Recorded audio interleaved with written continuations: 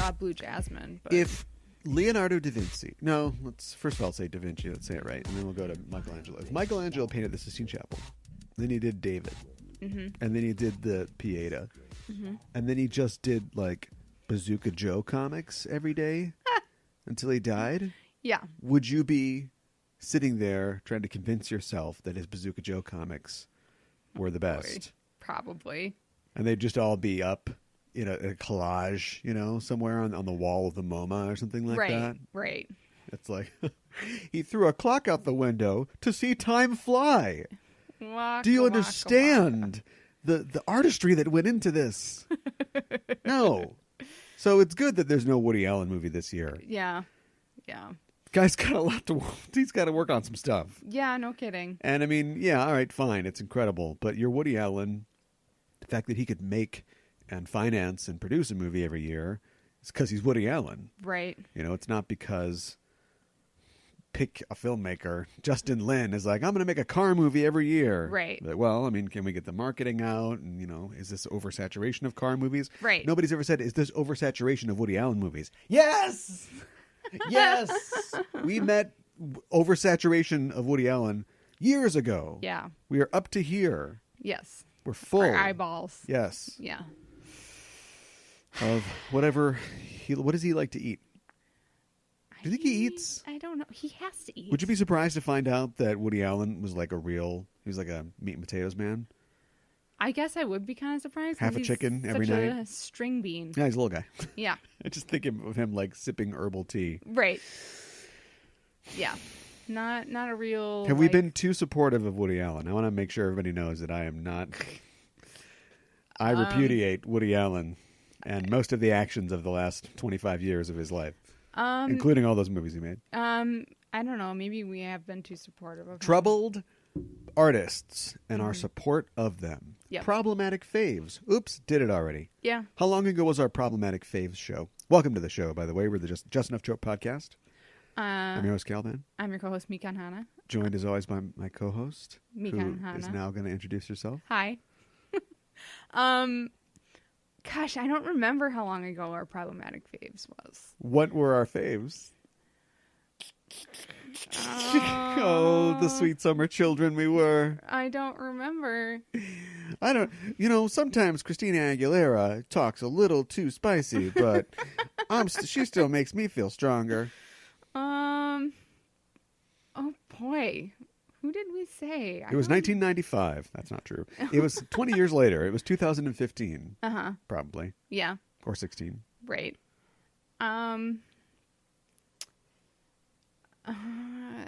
We might have talked about Woody Allen. We might have talked about Woody Allen. I mean, I can think of problematic people, but I don't think that there are faves, like... Hit me with something. Well, like... Johnny Depp, for example. Yeah, that wouldn't have been a fave. No. Have you ever liked a Johnny Depp movie? Yes, I have. In the past. Does it rhyme with Medmershmishmans? Yes. How did you know? I also really liked the first Pirates movie. I thought that was really good. Wow. Yeah. I like Nightmare on Elm Street. Yeah. Yeah, that's pretty good. But there's nothing Deppy about it. I mean, no. He's fine in the film, but you could just replace him with some other actor from the time period. Yeah. A young Mark Hamill or something. He wouldn't Sure. be that young. Where did we end up? How did we get here? This is not what we want to talk about.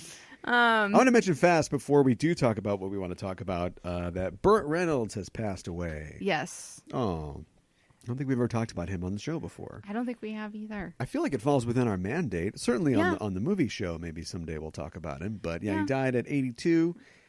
And, I mean, he was 82, so it's not like, I think it was just sort of natural causes. Right.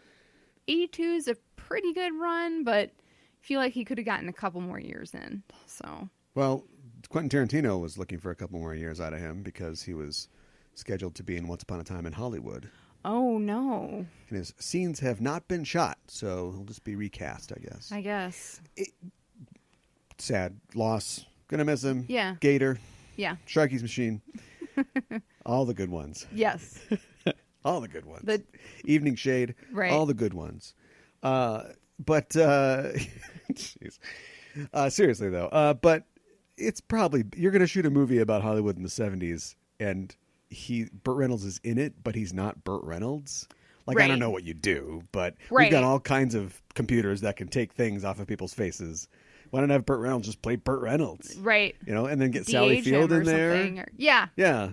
Exactly. We talked about this.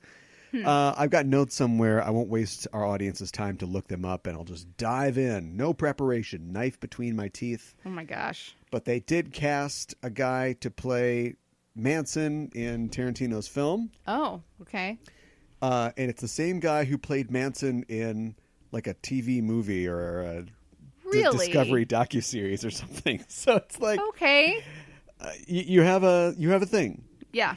A certain agency. Yes.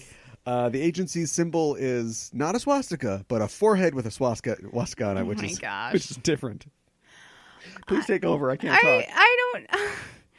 I feel kind of bad for the guy that like now he's like just playing Manson. Like I hope he gets other roles after this, you know? Have you ever been a working actor? This is Easy Street. Yeah, I guess. This is the dream. I guess. He hopes that they're going to, because he knows after if assuming, and I'm sure it will, Quentin Tarantino's movie, you know, goes wide and is a huge success. Yeah. Then he can look forward to more cable, you know, docudramas and reenactments and stuff like that. He probably was really bummed when Aquarius went off the air, and he thought, like, God damn you, David Duchovny. What am I going to do now? And he got the scissors, and he was just about to cut his matted, you know, hair. Right. And then ring, ring. I guess I'll pick this up. got a clippers to his head like a gun. Right. It's his agent. Guess what? Are you kidding me? This is the best thing that ever happened to this guy. They want you to play Manson again. Yes. And then in a couple years, maybe 15, 20, you know, when they want to do a goofy Manson getting married, like a dark comedy, you know, about him getting married when he was in prison. Right. This guy will be older. That phone's going to ring again. Okay. It'll be a holographic phone because it's the future we're talking about. What are we talking about today? I know what you're going to say. Go ahead and say it. We're talking about serial killers. That's not what we're talking about, but No? I knew you were going to say that, though. Oh. That's not what we're talking about. It's not? No, we're talking about the trope in serial killer movies of the investigator who is changed by the thing that he studies. Mm-hmm. If you gaze into the abyss too long, the abyss gazes back. Also into you, but yeah, gazes back. Okay. If Nietzsche was around, if Nietzsche was texting, autocomplete. All right, gazes back. It's fine, and he just hit send. Yeah, that idea that like, and you've seen this in, you know, a myriad of films. It's a trope. It's why we're talking about it. Right. But I gotta get into this guy's head in order to do this. Right. I'm the guy in The Shield, and I want to know how killers. So I'm gonna strangle a cat to know what it feels like to kill something. Real scene from The Shield. But it's not okay. I'm gonna watch The Shield sometime. Okay. Or don't. No. Not very good. The commish is an asshole. There, I've saved you 7 years. Oh wow. I know it's better than that, but yeah, that's what we're talking about, and you see this in all detective fiction, and almost all detective fiction these days is tracking down serial killers. Right. I feel like in the 1940s, it was, I better use this matchbook to write down these names that this guy's saying. Right. And then I'll tell the busboy to call this number at 5 o'clock. Right. And then I'll make sure that what? I know. I think we might have traded up. We might have traded up in that department. But yeah, that's what we're going to talk about. And in doing so, we'll talk about a couple current releases, a couple earlier releases. Really kind of, if I do say so, covering the span of serial killer fiction, at least from the 80s until now. Yeah. Which I think has been the hot time. Mm-hmm. You see it slowing down at all? Millennials have killed everything. I don't know. Millennials have killed everything from avocado farms or whatever. You know, help me out. Avocado farms to cell phone manufacturers. Yeah. Millennials don't use cell phones. They don't? They put a natural stick in their butt. And they listen to... No, why'd they kill cell phones? I don't know. They created cell phones. I suppose you're right. Right. Think about millennials. Yep. Okay? Yep. What do? You don't have to answer right away. that's different than what you did. And because you're half millennial anyway, think about you at 10 and your normal day, aside from, playing with toys or whatever. I mean, imagine, just what you did or what your parents did and what millennials do now. And the difference, the divide between those two ways of life, that's what we're talking about. So millennials have killed the wine industry because they like boxed wine or whatever, Right. Millennials aren't killing anything. They're just living their lives. Nobody says that late stage boomers killed the TV dinner. It's like we'd just rather microwave something. Right. Or DoorDash. Right. Well, now we're getting into millennials. Well, I think millennials killed the housing. No, the housing killed millennials. Oh, you think so? Okay. Yeah. Because none of them can afford to have a house. Yeah, it ain't I their know. fault they can't buy a house. That's true. So, yeah. Wrong one there. They've killed going to go see movies because they'll just stream movies at home. They have kind of done that, haven't they? Yeah. We're kind of guilty of that, too. Yeah. Just wait till it's on streaming. Well, what were we going to do? Yeah, I know. What were we going to do? It was all multiplexes, and every theater's got 25 screens, and they only came up with like smell-o-vision and 3D and everything now. I'm surprised they didn't come up with it then. Yeah. What was wrong with us when we grew up, decade redacted, that we were just happy to just go and see whatever, all the crappy movies we're going to talk about today, all the crappy movies, The Bone Collector, at the multiplex and shovel popcorn in our mouths, and we didn't ask for anything. Yeah, I know. And now it's like, well, does it have holograms that put a finger up your butt? No? No, I'll just stream it. Right. Millennials are killing the finger up the butt industry. Oh my gosh. Let's talk about some news. I said this on the Star Trek show, but I wanted to reiterate here that Star Trek has won the Governor's Award, not won so much as they are being presented with it at the Creative Arts Emmy Award, which was this weekend. And it is basically a acknowledgement of their long, long service and also the way that they've pushed TV forward. Okay. Before you get too excited, this is an honorary Emmy. It's like an honorary Oscar. All right. Before you get too excited, American Idol has won this award. Oh. You know what I mean? Okay. But it's the first time in a long time that, or maybe the first time ever, I think, that a franchise, like a creative franchise, has won it. Like People have won it. Right. Just Say No has won it. It's, like I said, American Idol's won it. MILF Island that one year. But this is the first time that like a creative universe, okay, a franchise has won it. Sure. And so I think that's kind of cool. Yeah, it's pretty cool. Yeah. And on hand to accept it was, and this was very thought out, but William Shatner and Sonequa Martin Green. So it's like, really, let's just get the whole thing. Yep. And then we're going to merge them in a transporter accident. And that's season 2 of Discovery. Right? Right there. Yeah. The old and the new. Oh, man. That's Chocolate more commentary and like butter. that. Whoa. Let me hold off for a second. I didn't mean that. Why is William Shatner peanut butter? I didn't say that. In your racist I did refrigerator not mean it like that. of I totally didn't flavors and unguents being ethnicities, why is he peanut butter? I honestly didn't mean If anything, he's maple syrup. I didn't mean it that way. I just meant Or white gravy on poutine. Okay, fine. Speaking of white things, a lot of white people like a series called The Witcher. It is 3 successful video games, all based on a series of books from the 80s. They're Polish. Nobody's ever read them until this game where you could get trading cards with boobs on them came out. Yeah, my guns are out today. I don't really care. Okay. And so now a bunch of fat white guys think these books are really great. I'm sure they're, all right. Okay. Yeah. Yeah. They're no Harry Potter. But Harry Potter's no Harry Potter. Anyway, well, of course, this is going to be a Netflix series. Of course it is. At what point does Netflix have to stop spending money? Does Netflix have a dad who's got to come in and go, You're grounded. Cut off. Yeah. You spent how much on Angry Birds on my credit card? I don't think they have a cutoff point because they just seem to keep spending money like it's rain.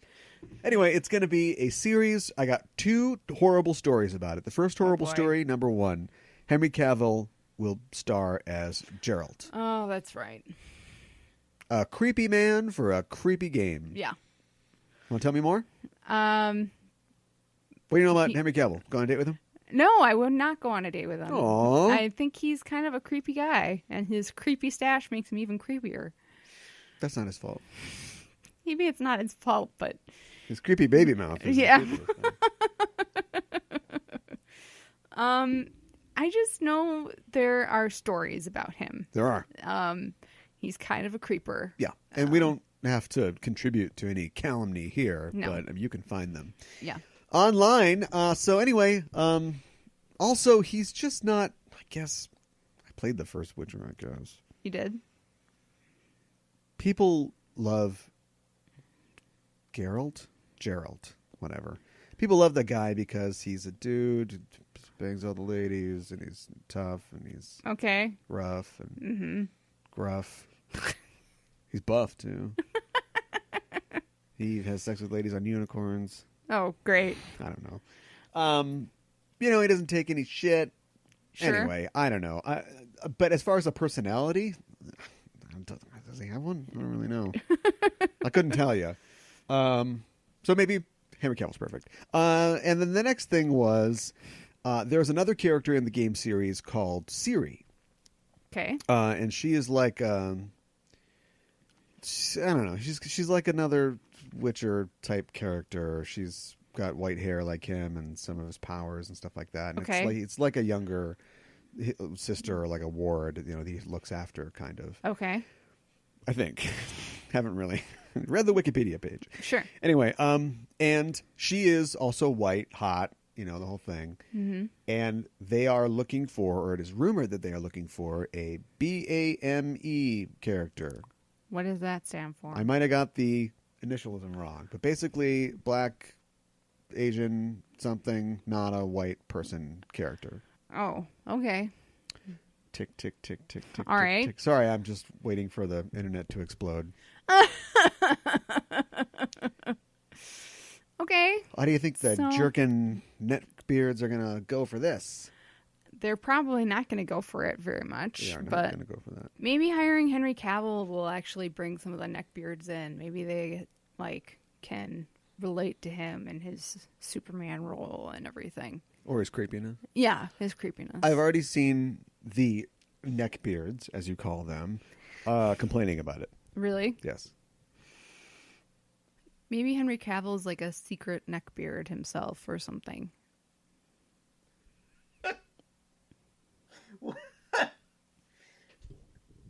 Please tell me more. Well, I mean, he's certainly creepy enough, and he doesn't realize how creepy he is, and he continues being creepy. Which I don't... wow. We need to do a show about Henry Cavill. I guess. Entitlement? Mm-hmm. Just how did he get to be that way? Right. Institutionalized sexism, but why him? Right. Oh, boy. He thinks You got me going. He's like God's gift to women. He does. Yeah. Is he what you'd get if you took and again, this is a strawberry flavored ice cream man that we're creating here, but gosh. just, the picture of the internet neckbeard, right? Yeah. Is he what you'd get when you give the internet neckbeard, $1 million worth of liposuction, and pec implants? Mm-hmm. Do you get Henry Cavill? Yeah. Or I think so. Is it a Peggy Sue got married scenario? Ooh, I'm not familiar with Peggy Sue got married, so you're gonna have to help me out. Yeah, you are. Really? No. We got to stop this podcast and watch Peggy Sue got married. It's not that great. Kathleen Turner plays Kathleen Turner. No, she plays Peggy Sue. Sure. And she is going to her 20-year high school reunion or whatever, right? So she's Sure. late 30s. She bumps her head and travels through time, as you do, and ends up as herself. Maybe it's like the 15-year. Somehow it's in the middle of the 80s. They go back to the 50s because we were obsessed with the 50s and the 80s. Right. She goes back to the 50s to Peggy Sue times, right? Yeah. And then she's in her head back then. It's 13 going on 30 before 13 going on 30 ripped it off. All right, sure. And then we go through all the whole she's putting booze in her Coke, because she's a adult woman, Right. who's this teeny bopper Bobby Soxer. Right. Her dad bought an Edsel. She thinks that's hilarious, but her dad gets mad at her for laughing at him. And then she's got to make the choice. Does she go with Nicolas Cage in high school, her high school boyfriend, or does she go with the other guy who is Nerdy Man McFurdy-Plan, who's definitely a name that you'd know now, and I can't remember who played that role. Sure. It's that kind of thing. Okay, so sure. we get a guy who's in his mid-40s or 50s. You know, he is a stereotypical yell on the internet nerd guy. He bumps his head coming out of a 7-Eleven, right? Yep. And he's drinking that experimental new Slurpee flavor, right? But we don't know what the chemicals are in there. And then somehow he ends up back in his own body in the mid-80s. Sure. He invests in Star Wars collectible cards or something like that, right? Now he's got a personal trainer. Boom, boom, boom. Sure. Comes out. He's Henry Cavill. Yeah. You have to move it up a little bit because Henry Cavill's not that old. But Right. No, I think that totally he's going to works. do it all again. Right. And this time it's going to be crunches, and it's going to be young women, and it's going to be weird comments about the Me Too movement. Yep. I think we used up all of our time on this. On Henry Cavill. Was it worth it? I don't know. I'm not sure that it was. I guess we'll have to just say instead that Swamp Thing is coming to the DC Universe. Okay. Len Wiseman. Uh-oh. Len Wiseman will be producing it and directing the first episode. He of, Mr. Kate Beckinsale. Oh, okay. Not great. So he did the... Van Helsing. Yeah. Captain Marvel has had a big spread in EW, and there's new information. What's the new information? Tell us. Henry Cavill will be playing the Kree over... No. New information. We saw the Kree for the first time. How are they going to get over that? I don't know that they are. We've already done it on TV, I guess, and nobody said boo. So how are we going to get past... Now, the Kree, are they... Their planet Choctaw is their worst enemy? Does nobody have anything to say about this? I don't know if anybody does. I mean, people are just super excited to see Kree and that they actually look pretty decent. But we've updated things before. Like, there's no Egg Young Fu like in DC or That's whatever. true. And you'll never see Fing Fang Foom in a Marvel movie, which is too bad because a Marvel movie with Godzilla would be pretty cool. Sure. This kind of clumsily handled update of the Mandarin was in a lot of ways meant to update that aesthetic, which is like, we're not going to do the Mandarin. Props to Shane Black, who came out and said, like, we didn't want to do that because that's a yellow peril racist thing. Right. Thumbs up. So Shane Black can see discrimination if it's happening to men. Because another story that... Sorry, you blew your shot at a Captain Marvel story. Because another story that we have is the new Predator movie that's coming out. Yep. Features a scene with an actor who is a friend of Shane Black's and has been in one or two of his movies that was busted for, like, assaulting a woman or something. Yeah, I heard about that. And so Fox is like, we got a problem. And to her credit, and I think the shame spiral ends here because except for just, I'm not really a big fan of hers. Yeah. I don't think Olivia Munn's ever done anything really all that wrong. But right. Olivia Munn basically said, you can just take me out of the entire movie unless you do something about this. Right. And so they cut that guy out of the film. Okay. But Shane Black has already said in a statement, the guy's, he's had his problems, and I think he's faced his. It's like, all right. Okay. Why don't you and Henry Cavill just go to lunch together? Drink protein shakes. And your weird Slurpee that's glowing a strange color. We don't know. We don't understand what it's supposed to be. Oh, yeah. I'm sure you want me to take over? I thought you'd have something to say. Their neon drinks are quite electric. Okay, not about that. We'll flip back to Crystal Reed is an actress who's going to play Abby Arcane in that aforementioned Swamp Thing. The Swamp Thing? Yeah. Okay. On DC Universe. All right. DC Universe, that's their streaming network. Server first. Yeah. Okay. Yeah. Mm-hmm. All right. They keep adding more things. So they do. They keep adding all kinds of things. Yeah. How sticky is this wall? Yeah, pretty sticky. We're going to find out. Yeah. It looks like Rebecca Ferguson is in talks to join Denis Villeneuve's Dune. Denis Villeneuve Dune? That's a mouthful. Sounds like the Swedish Chef. Yeah, it kind of does. Like a Muppet's name. She's also going to be in the Dr. Sleep sequel. What do you think about Denis Villeneuve's Dune?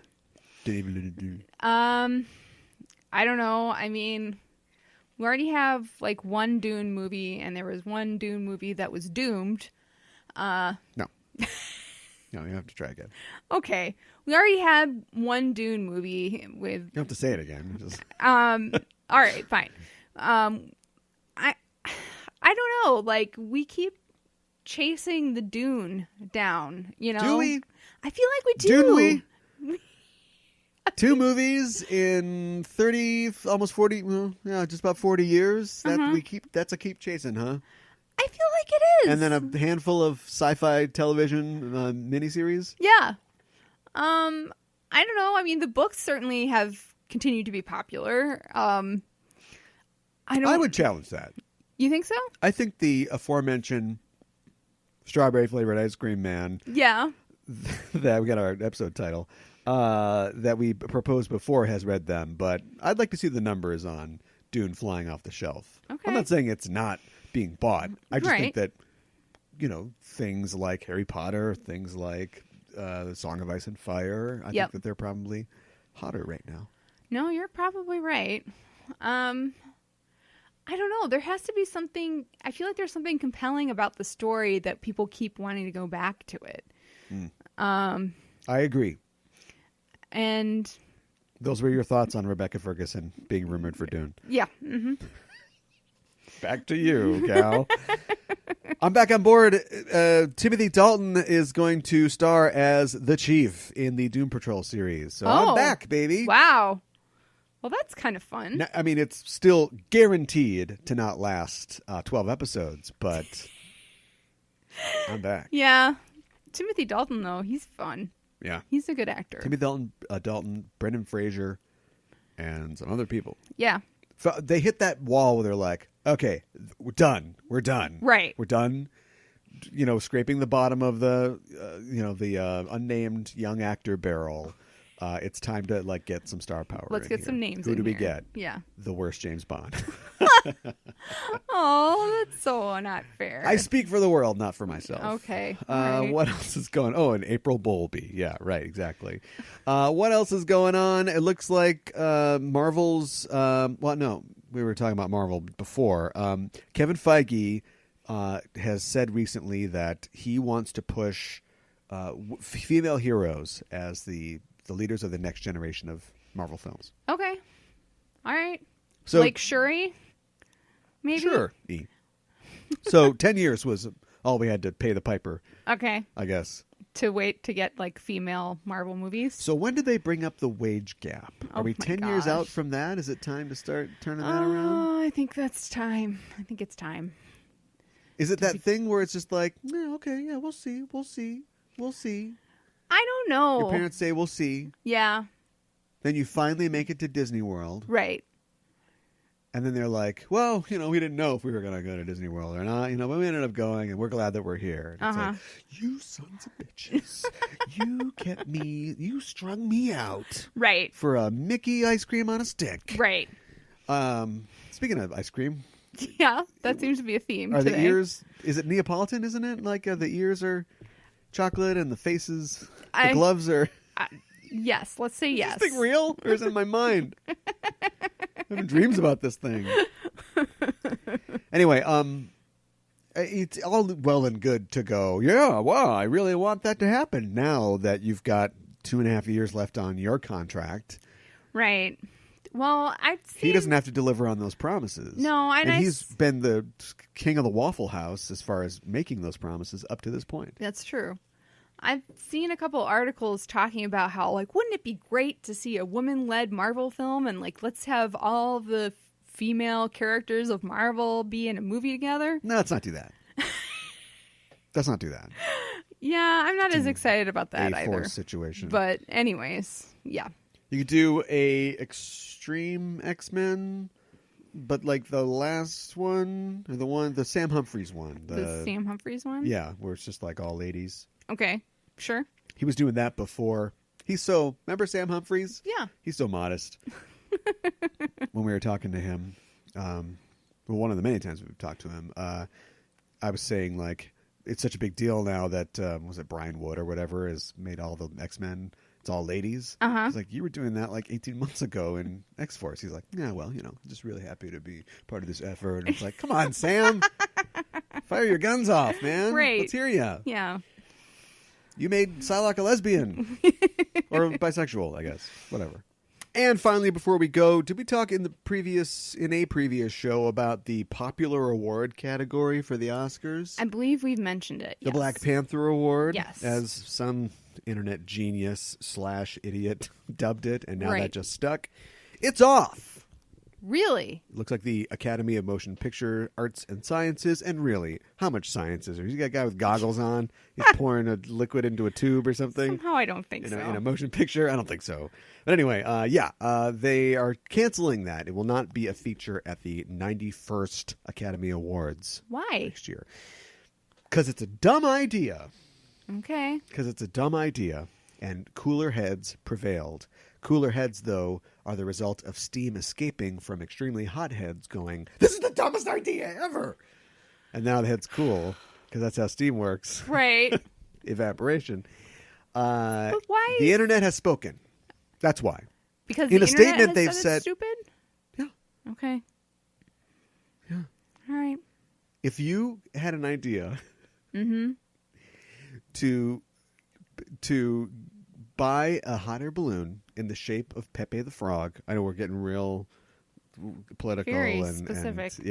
On this show, but anyway, and then you put it on Facebook, you would be on Kotaku, or you'd be on Gizmodo or some Gawker site. You would get 1 million emails telling you to kill yourself. And you would go, wow. After consideration, I've decided that the impracticality of a Pepe balloon would... But in the meantime, you'd be, in therapy because of the stupid thing that you decided to do. Yeah. Right? Okay. Yeah. The official reason is that we've heard, well, actually, they didn't do that. They just said basically they introduced it 9 months into the year, which means it's impractical. Do you know what I mean? They should announce it for a year coming up. Oh, I see. And I'm like, it's based literally on popularity. So what does that have to do with anything? Yeah. Nobody is getting ready to make their film and going, oh crap, you guys, hurry. We got to make it more popular. We've only got 3 months left. Right. I mean, we're going to do one of those unpopular movies, but forget that.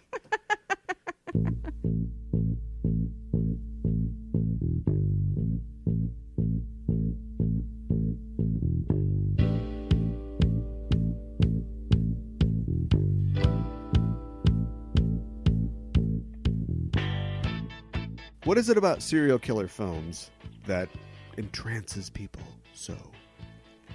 I think we're fascinated by the violence, and it's just so horrible to try to grasp. They were just like us. Right. Well, He lived next door. They're psychotic. He always, I saw him taking the garbage out. Right. He was quiet. Right. Kept to himself. Am I a serial killer because I don't understand that? I find that very boring. Like, I get that, it was the whole time he was, but it's just like, I get it. That doesn't do much for me. Okay. I'd much rather see Godzilla or something. I don't think something that is like outside of our experience, unfathomable, than the totally, I agree, and I think that's what it is, the idea of a monster that we can't recognize as a monster. Right. But when it just sounds so flat when you describe it like that. It sounds boring. Yeah, it does kind of sound boring. But, I mean, you think about somebody like Jack the Ripper or something like that. No, but we don't know. Jack the Ripper they never knew who it was. I know. They never without caught warning. him. Yeah, it wasn't like it was... And it turned out to be the guy that worked at the greengrocer. Right. How? Well, he was so quiet. Right. They're always quiet. I know. Isn't everybody quiet? Unless you have a conversation with them. Right. Nobody expected that. Ooh, if you're a serial killer, start being real loud. Right. Be a little jocular, And going boisterous. around. Yeah, they're like, that couldn't be a serial killer. Guys won't shut up. Right. Or somebody would serial kill him. There's a piece of quiet around here. Yeah, I just think that that's really strange, and I think that Melissa Olson would probably agree with us that it ties into the idea of vampires or werewolves or whatever, the idea that that's not supposed to happen. Like, that's just a guy Right. in a satin cape.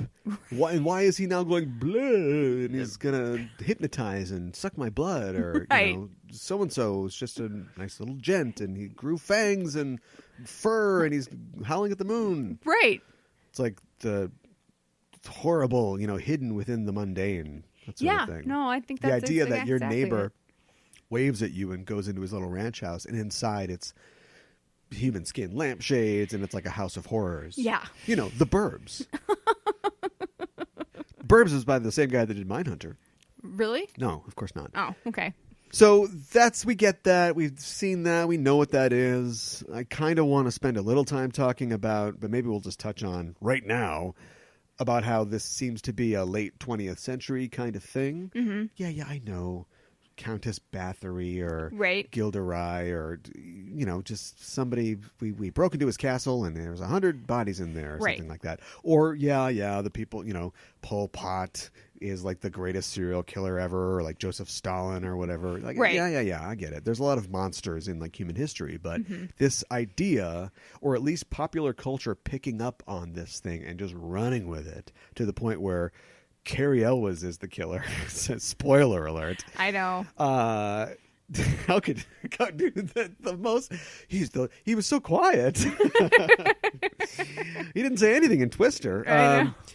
But the fact that it's become so popular, and like now you could have like a movie like Adaptation where the joke is that the brother is working on a screenplay about a serial killer who is the guy who's going after him and is the victim too. And it's like, we laugh because it's like, yeah, that sounds like something stupid that a bad screenwriter would come up with. Right. Now it's all robots. Uh-huh. But I mean, in the 90s, that joke worked. Right. So what? Why? I think, for the reasons already stated. Yeah, for the reasons already stated. And I think, there's something about somebody who kills repeatedly that's just so dangerous and scary. Do we find something to latch onto or identify with then in the idea that have got urges? Like, when I open that can of Pringles, oh boy, you need a team of horses to put that top back on. So I get it, man. Oh man, you're eating co-ed's eyes, and it's probably the same thing. Is it that sort of thing? Like we all struggle against, urges and impulses?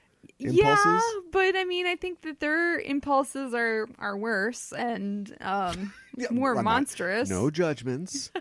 No value judgments. And I think there's something about us that we want to, catch the killer. Now you're bringing it back to the dent. I was gonna say dentist. The dentist part of it. That sounds like a serial killer. This guy's a collector of teeth. No, save it. We'll get there. Okay, well, so the detective part. We talked about noir detectives and that whole sort of thing and piecing it out and figuring it out. And I think that's probably an important part of the equation.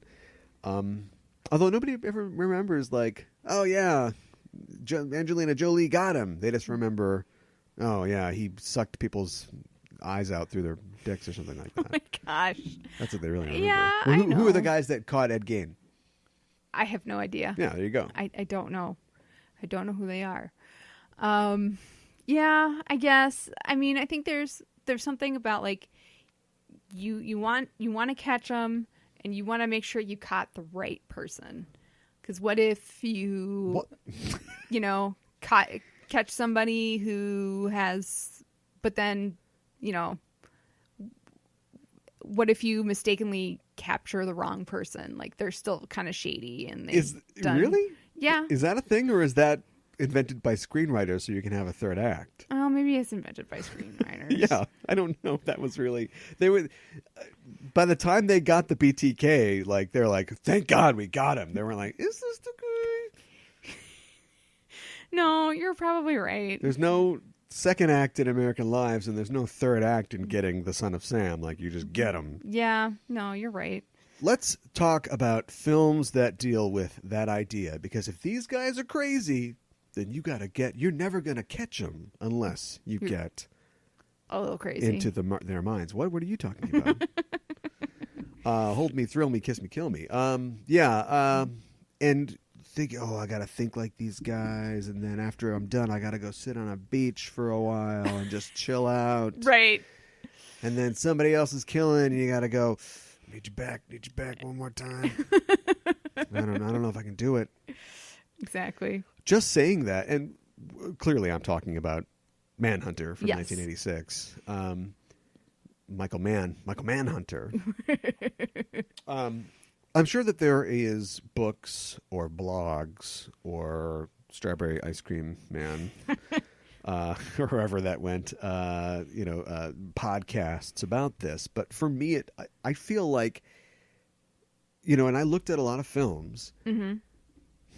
Texas Chainsaw, I guess, it was like 74, right? Mm-hmm. Like Manhunter's like, there had to be movies like this before then, but to me, that stands out as the one where we really planted a flag and said, we're doing this now. Right. This is going to be a thing. Mm-hmm. And I'm not privy to all the other films that came out and weren't successful of 1985, 4, 6. Right. But that seems to be like a real starting point for this thing. Mm-hmm. Of course, Harris's novels were, like written in the late 70s, that the Manhunter was based on, Red Dragon. Right. But I think about Blade Runner. Mm-hmm. What does he do? He's a cop. Yeah. He's a detective cop. Mm-hmm. But he's the killer, too. No, he is. He's the cop and the killer at the same time. Yeah. And so he's not trying to get into the heads of the replicants. No. He does at the end, because that's kind of the replicants thing. It's like a flip. Mm-hmm. And I'm like, well, then did that exist in film before then? Because it's such an amazing idea, like having the victim make the killer, who is the hero, sympathize with them, you know?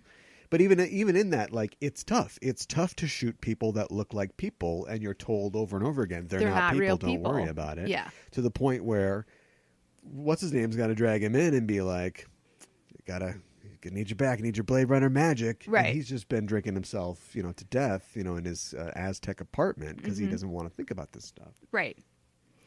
And I think there's something to that dehumanization that, serial killers, I think they dehumanize Oh, you their did bring it back to the victims. theme. You're being a good co-host all of a sudden.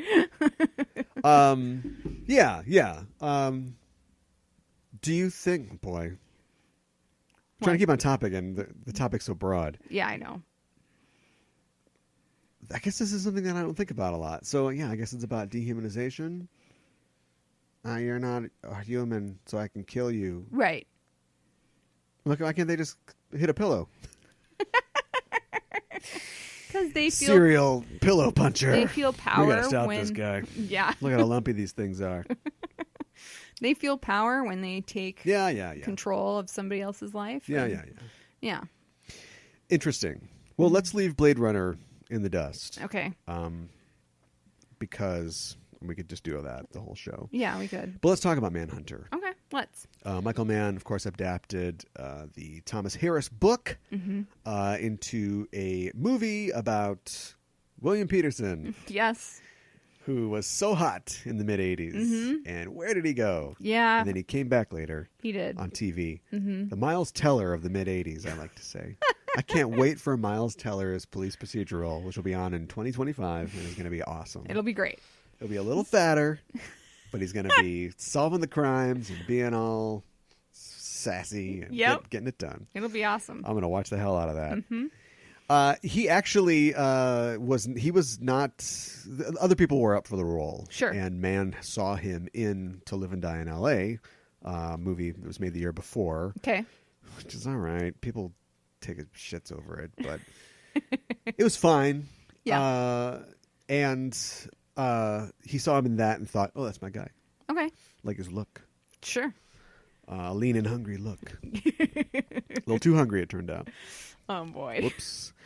And so, yeah, he plays Will Graham, a profiler. I don't know if he ever worked for the FBI or he was just, I feel like contracted. He did, but worked I don't with know. them. Yeah. Maybe not for them. And, he's doing what? Well, at the Building fences. beginning of the film, turtles. he's building fences to keep the baby turtles Keep going. these metaphors right. safe. Yeah. Right. He's he's early retired from the FBI because of the last case he did was bringing Hannibal Lecter in, and Lecter almost killed him, and he was psychologically traumatized after that encounter, so much so that he prematurely quit or retired, I should say. But then his boss, Jack Crawford, comes and visits him and was like, "We need you back." That Blade Runner magic. Right. There are these two families that have been killed, and we need your expertise. We need you to get into the killer's head like you do. Because that's a thing. Yes. That's a thing that people do. That's a thing that people do. Is that a thing people do? Well, it's something Will Graham does. I know but that I mean, much. yeah. And I know that something like Mindhunter is based on a true story. It's based on the efforts of, FBI agents with psychological, backgrounds, profiling, trying to think like crazy. Right. And talking to Bud, what's his name? And talking to the Hillside Strangler or whatever. Who's their big guy? They wanted to talk to Manson, but they hadn't yet. Who's the guy that they talked to? Gosh. Didn't do my homework. I can't remember. Anyway, Richard Speck. That's who it was. Now I remember. Okay. Who, by the way, it's more of like a spree killing than a serial murder. Okay. But anyway, and so that's based on a true story. Mm-hmm. So clearly this kind of thing exists, but Thomas Harris is writing his books at like the same time. Right. The same time that we've got a Zodiac killer, we've got, BTK, Golden State. These guys are like having a victim or two on them. Yeah. Oh, Son of Sam, of course. Mm-hmm. In New York, the Boston Strangler, yep. that sort of thing. So it's like 70s kind of sucked for a lot of reasons. This is one of the reasons that they sucked. Mm-hmm. There seemed to be increasing violence, and there seemed to be people were more afraid to go outside of their homes. It seemed like, I would say. Were all these guys white? Pretty much, yeah. Yeah. So they were scared to go outside of their homes for the wrong reasons. Yeah. Yeah.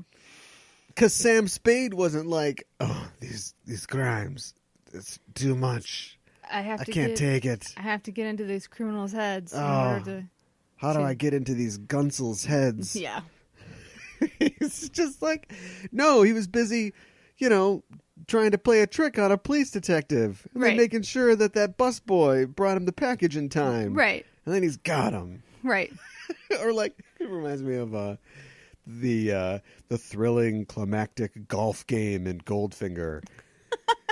Where James Bond plays golf with Auric Goldfinger, and he uses the caddy to like find out that he's cheating, so they cheat back, and it's like, we've got him. It's like, why'd you just shoot this guy? He's trying to take control of the world's gold supply. What are you doing? You got a gun in that golf bag? Come on. Right? Oh, man. No, he's got to think like these guys think. Yes. You got to do it. Yep. Strangle that cat. No. Strangle that cat. Stop. That's what I say. Oh. Is Manhunter a good movie? Hold on, let me put some synth under this while you think. I think it's a good movie. You liked it. You liked it, didn't you? You son of a bitch. Oh my gosh. Staring into a rain-slicked window. Yeah. Is William Peterson a good actor? I think he's a good actor. I mean, maybe he was chomping at the bit a little bit in this film. Or like, in the garden of Eden, honey. I know. Apparently that was motivated by a killer or like a rapist, some criminal that man or somebody read about that was obsessed with this woman. And okay, I don't want to say it's a criminal. It might be somebody on the production staff. Anyway, somebody that man knew was obsessed with this woman, and he considered In-A-Gadda-Da-Vida to be their song. First big red flag. Yeah. That's our song, honey. Yeah. Me and my high school girlfriend, our song was Pearl Jam's Black. Here's your red flag. But it's a black flag in this case. And anyway, that's why that is conspicuously used at the end. Okay. There's one thing that Francis Dollarhide likes, Yeah. and that is big shots of Mars on his wall. Right. But here's something else that he likes: Iron Butterfly. That's a serial killer. Maybe it reminds him of the Red Dragon. And crappy shirts, just crappy. I'm assuming it's not silk; it's the '80s. Rayon shirts, right? Yeah. ugly shirts. Yeah. At the Big and Tall store.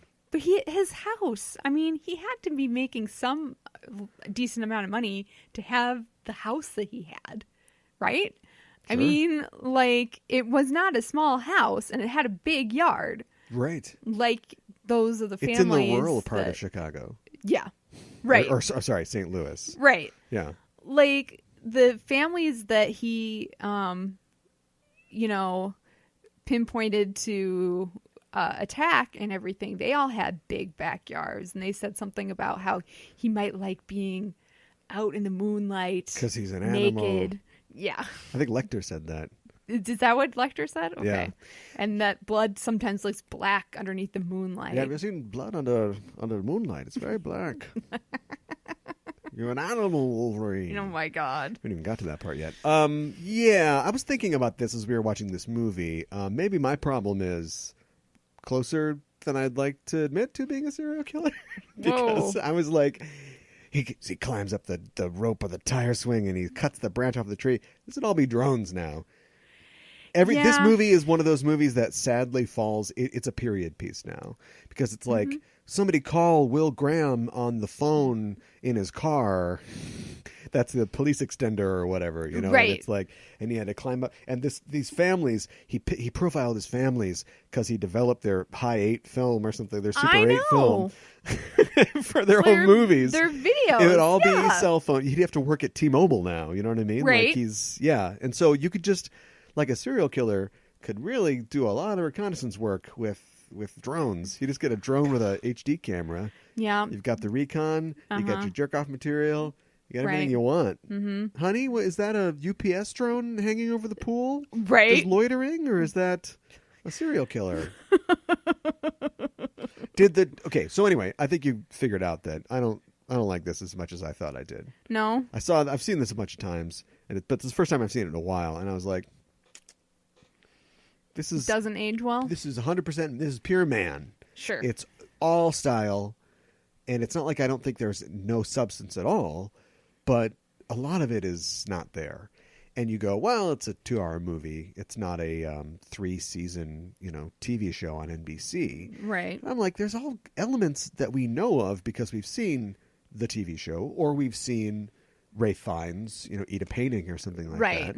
That they just left out, and they just let you assume. He's called the Tooth Fairy. Why? I guess because he bites people. But we've got one scene with a plaster cast of the teeth. Yep. And then another scene later on where he, puts the teeth in or whatever. Yep. When he's going to, scare Freddie Lounds. Yep. And then he bites the toilet paper that he's sent the note to Lecter on. Yeah. How did he get the note to Lecter? I don't know, and it's on toilet paper? Yeah, I don't know. Which seems like really delicate. Well, I can't trace it. Yeah. Well, I guess you can. It's Charmin, but but otherwise, like bites, that's it. They actually did shoot him a tattoo on his chest, a dragon tattoo. Okay. And later on, they were like, that's silly. And so they actually reshot a couple scenes and then just cut around other scenes to not see the tattoo on Dollarhide. Okay.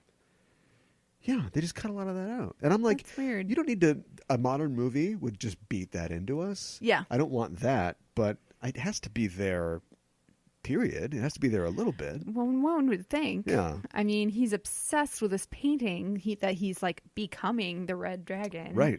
And that's all part of the story. That's in the book. Yeah. Mm-hmm. But we don't really see that as much in this particular film. No, I want to see a character, ferociously, sumptuously eating a rare painting. I know, right?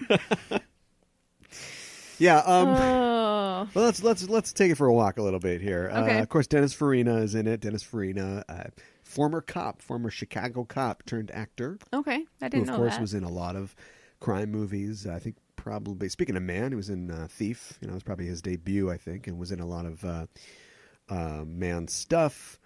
He's fine. Mm-hmm. I don't even say he's fine. He's good. He's good. He's fine. Yeah. I just think, at this point for me, and it's we watched the whole show. I don't know if we ever talked about it on this show, but we watched all of Hannibal. Yeah. And for as silly and just, he makes a man into a violin. I know. For as out there as the show is, I think about that now a lot when I think about things adapted from Harris's work. Yeah, no. For me, Lawrence Fishburne is Jack Crawford. Yeah, I know. Not even Scott Glenn. Poor Scott Glenn. Yeah. Love Scott Glenn. Mm-hmm. But I just think of Lawrence Fishburne. Yeah. And whatever, dippity dop, whatever the guy. The guy who played Will TV Graham? show, yeah. Who is clearly kind of doing a William Peterson, but he's taking it all the way. Whereas William Peterson's emotional range stops at that window pane of glass. We should really look up this guy's name, but you know who it is. Yeah. He takes it all the way, and I really like that. Yeah, so he does. I don't know. That's my opinion, that it's a very stylistic adaptation, but possibly a little shallow. What's your opinion?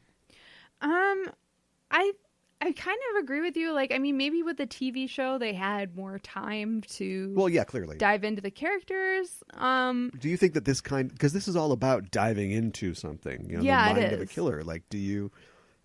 Does it have to be deep, or is it just, what was that bad Keanu Reeves one? The Watcher. Oh my God. He watches people. I can barely imagine that. But the guy who played Will Graham on the TV show was Hugh Dancy. So glad you looked that up. Yeah. Instead of answering my question. Sorry, what was the question one more time? Yeah, exactly. What's the difference? The difference, it's not the TV show wasn't produced by Dino De Laurentiis. Right. Is that the difference? That's part of the difference. Do you know that Dino was the one who changed the name from Red Dragon to Manhunter? Yeah, because he didn't want people to think it was a kung fu movie. Yes. Which is Dino's got a point, actually. I'm kind of with Dino on this one. I guess. And I guess he had recently produced another movie that had dragon in it, and it didn't do so well. Yeah, You're the Dragon. Yeah. Mickey Rourke, which is not a terrible movie. Okay. It's a very mid-'80s Mickey Rourke movie. Okay. I think that the TV show really delved into the sumptuousness and of the food and the food that was people, and we've got a hook. And it was just, oh my gosh, it was nauseating how gross Hannibal was, and it was the opening scene of American Psycho done for 36 hours. Yes. Where it's the drops of, it's raspberry sauce, it's not blood. Right. And then a knife cuts a raspberry or whatever. It's yeah. But just for 36 hours. Though. Yes, exactly. And you kind of felt like you were strapped in for that TV show, I feel like. Strapped in with the muzzle mask? Yeah. Okay. Maybe a little bit. Just checking. How do you think that Lecter comes off? Where does Brian Cox stand in the Hall of Cinematic Lectors? Oh, boy. I think he seems tame compared to, Anthony Hopkins and... yeah. And even Mads Mikkelsen, Yeah. I think... he's still... Don't get me wrong. He's still creepy. And I love how incredibly casual he is in his cell when he's on the phone.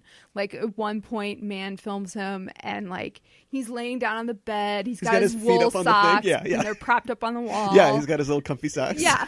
Yeah. And it's just oh my God, who is this guy? Yeah. What a creep. He's talking about killing his power, God dropped a church roof on 34 parishioners the other day. Right. Think how powerful he must have felt then. Yeah, right. Yeah. Mm-hmm. It's I almost want to like it more out of spite, because it's one thing to go Clarice and rip a guy's face off, but it's another thing to really get into what we're trying to talk about right now, which is I think that it almost does it. I don't know if it does it better, but it does it more explicitly. And this is against a guy who's ripping people's faces off. Yeah. It gets into it more explicitly about what it is to feel that way, or to cross that line or whatever it is. I feel like that was really, and when you think about it, I've read Silence of the Lambs. I can't remember if I read Hannibal. I don't think I did. Anyway, I think that's the only one I've read. Okay. So I don't really know how important Lecter is. I don't know if Harris wrote a book and he wrote a backstory for his characters, because when you come up with a character like Hannibal Lecter, that's your guy. Yeah. That's the 36 hours of a TV show, right? Mm-hmm. But instead, he's got this book, and this is a guy who's in the past of this character. Mm-hmm. Like, it's a very... He felt like the whole Tooth Fairy thing was strong enough to be what we're really following, but it's sort of like Lord of the Rings. Let me finish. Okay. It's like Lord of the Rings. Sauron is a punk compared to Melkor, you know what I mean? Or Morgoth or whatever. Like, sure. It's a big deal. We got to throw this ring in the volcano, but like all this is nothing compared to like the wars of the First Age and stuff like that. Like all the big shit has already gone down a long time ago, and we're just living in the kind of the ruins of that.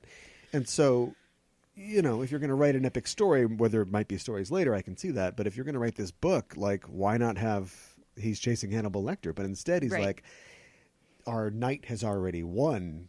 He's already caged and killed the dragon, you know, and so to speak. Right. And now he's got this other thing, but that's the thing that sits and haunts him. Mm-hmm. And I kind of want to go back and read Red Dragon now. I bet there's some good scenes where he goes back and he's clearly Starling talking to Lecter. Right. And, you know, flirting, the moth getting closer and closer to this flame, you know, to see what he's going to see in it, but maybe being consumed.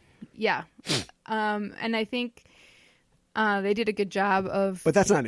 You know, his comfy socks doesn't communicate that. No, it doesn't. But I think they did Jonathan Demme got the note and was like, okay, all right, we're going to put him in a dungeon, and there's going to be a guy that jerks off and throws his jizz on you, and it's going to be like the worst thing that's ever happened. That's how we're going to do this one. Right. Instead, it's just in a white room. Right. Anyway, yeah. I think they did a good job, though, of showing how Lecter can... kind of sink his claws into Will Graham and kind of get to him. Yeah. Because like Graham goes to see him because he wants to get back into that mindset. That's what he said, of like the serial killer. Right. And then William, we're going to need you to run down all these stairs, or these really ramps. fast. Yeah. And he did that, and he said, I'll never do that again. Grissom. I know, right? Running all the time. So, no, it does Grissom run all the time? Doesn't look like it. Sometimes. He blew up a little, okay? Yeah. Come on. All right. He Alec Baldwin. Yeah. A little bit. Yeah. I think he definly got the role on CSI because of this movie. Oh, though. yeah, absolutely. CSI exists because of this Manhunter. movie. Yeah. You know, Lord of the Rings. Silence of the Lambs exists because of this movie. Yes. And I think the connection between... Let's stop talking about this. Oh, okay. I think we did it. All right. Silence of the Lambs. It won an Oscar. It's not the be-all, end-all of quality, but it just went, okay, hold my beer. You know, hold my whatever they allow Lecter to drink. Yeah. Hold my Chianti. Yeah. And they just did it better. Yeah. It's just better. I suppose you're right. It's the same movie. It's just better. Yeah. Although the big difference, and I think I said something when we were watching it, was... the reason you do this kind of thing, the reason you have a third act twist is that you can get the investigator who understands away from the army of police in flak jackets with MP5s, separate them. Because otherwise it's like, we know he's there. Dollarhide is there. Somebody's with him. Will, wait. I know. Just jumps through. Like, we have an idea. A guy jumping through a window. Yes. Let's do it. Yeah, exactly. No. Like, why? Let the SWAT team do it. Yeah, I know. He's got to be the hero. Yep. Drive without your headlights. Go real fast. Yeah, Crash I know, your car. right? Oh, these cops are hurt. That's a good excuse. Whereas in Silence of the Lambs, it's, we got our guy. Let's go get him.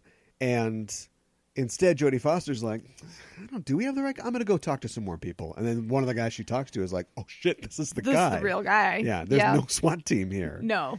Sort of like in Seven, which we'll probably talk about. Yeah. Where they go, oh, we got this guy. Let's go get him. And they, bam, they get in there. Where is he? Where is he? Oh, no, it's not that guy. It's one of his victims. Yes. Who's just laying on a bed. Yeah. Then laying there for a year. Does David Fincher owe his career to Pepsi? No, to Seven. Has his entire career been trying to crawl out of the hole that the cage cell that Seven put him in? I kind of think so, because I mean, Did he do like Aliens 3 or something like that? Alien Cubed. But yeah. Exactly. And I he did Alien before, actually. Yeah. And I think I read something like he thought he was never going to do another movie ever again because the thought of it made him sick. And then so we don't have to explain the plot of Seven to anybody. I don't think so. No, I don't think we do. Good. It's pretty Check this self-explanatory. Check this out. You're not going to believe this. Okay. There are two cops, and they don't like each other. What? I know. And they're forced to work together to stop this guy who's murdering people in ways that evoke the idea of the 7 deadly sins. Get your library card. Let's do this thing. Right. Another movie that would be completely... Technology has made this movie worthless. No, you're right. We gotta get to a guy at the bureau. He's gonna give you the library records or whatever. I know. It's just all the internet. I know. It's just the internet now. I know. He wouldn't even need a library card. No. And also, it's so dumb. Well, it's dumb. They get him because they find out who's been checking out those books. At the you library. need an ID for a library card. Why wouldn't he use a fake ID to get his library card? I know. I guess he didn't think about that. I know. But his name is John Doe? Well, that's not his name. Okay. They established that his records only go back 5 years. Like That's right. Created a new persona, but He was apparently independently his new wealthy. persona has his address on it, and he used that card to get his library card. Yes. Yeah. Oh, Kevin Spacey, I knew we'd get you in the end. But it's true. Fincher, okay, so you're right. He was already making dark, weird, gross, slimy movies. Yes. But yeah, the story goes that he had made Alien 3. It was a disaster. Yep. And he was thinking, I don't know if I'm going to make movies anymore. Like, I Right. could just keep making Pepsi commercials and Madonna videos. Right. And retire. Like, that would be fine. Mm-hmm. And yeah, they sent him the script. Now, a character who we haven't talked about on this show, or maybe we have, I don't know. A guy named Michael DeLuca was the president of New Line Cinema. New Line Cinema, of course, the house that Freddie built. We've talked about that previously on the show. Famous for making the most 90s movies there ever was. Yeah. If there was a movie with a Freddy or a Blade or just some weird thing that Paramount or whoever wouldn't touch, Right. it came out of New Line Line. Cinema. So a lot of good movies, a lot of bad movies too. Mm-hmm. And Michael DeLuca was the president of programming, or there's the studio head at New Line. Mm-hmm. He's also a screenwriter, and he wrote the Voyager episode Threshold. No. Wrong show. Fun fact, though. But anyway, a lot of So this bad. script was making its way around, Sure. and in the script, do we spoil 7? Let's spoil 7. Who cares? Well, wait, it came out in like what? 95? 1995. I think we can spoil We'll it. spoil it. So there was a version of the script that had a head in the box. Yep. There was a version of the script that didn't have a head in the box. Yep. And that's the one that they wanted to go with. And Michael Right. DeLuca as well. Okay, genius Michael DeLuca, who came up with Tom Paris ripping his own tongue out. My God. They sent this script around, and they sent this shows you how together Careful they were? well, yeah, how much they have their shit together at New Line. Mm-hmm. They sent the wrong script to Yeah. Fincher, and Fincher Mm-hmm. read the script and was like, "This is good. I want to make this." Right. And he got in touch with them, and they're like, "Oh no, that's the wrong script. No, we're The not head in the doing box that. one. Nope. We're not No, doing that. We're not doing that. And he's like, "Well, I don't want to do it then." Yeah. And Michael DeLuca's like, "Okay, look, if you come on as a producer and you do all the legwork and push it through, and it's kind of basically your fault, Right. you can do that version." Right. And then it was greenlit. Although they would continue to try to argue back. against that, but Yeah. Fincher and also star Brad Pitt were on the side of, no, we want to do it this way. Yeah. And I think I read that one of the reasons that Pitt was on board, and it's just a cool idea, like a weird, cool idea, is that also he was in Legends of the Fall, and I guess they had changed the ending to that. Oh, yeah. In a way, like they made it more commercial or something. I Something can't remember like how it that. ends, but I know Julia Ormond shoots herself, but whatever. Spoilers for Legends of the Fall, 25-year-old movie. So yeah, they wanted to keep it that way, and so that's kind of how that all got started. Mm-hmm. I'm kind of glad they kept it that way, even though it's incredibly disturbing. guy's a collector. Yeah. And I'd seen this movie a long time ago, and I remembered the last scene, but I didn't remember whose head was in the box. I just knew that it was somebody. Head would be in the box. They I open it up. know. Shaft! No! This one is very much more, insofar as Manhunter is sort of, the daddy responsible for a lot of this. Yeah. 7 is responsible for every crappy serial killer movie that came out over the next 10 years. Right. The aforementioned Kiss the Girls. Yes. The Bone Collector. Just, man, I can't even, Fallen's okay. That's not a terrible movie. All right. Maybe even like the remake of Psycho. Gus Van Sant thinking he can remake Psycho. Sure. Oh, Psycho.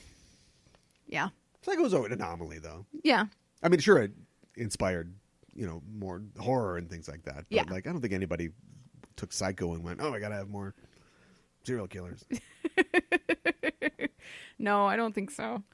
Yeah, this is really dark and gritty. And in this particular New York, it's raining all the time. Well, shot in L.A. The whole thing shot in L.A. Yeah. Which is probably, made it real cheap. Mm-hmm.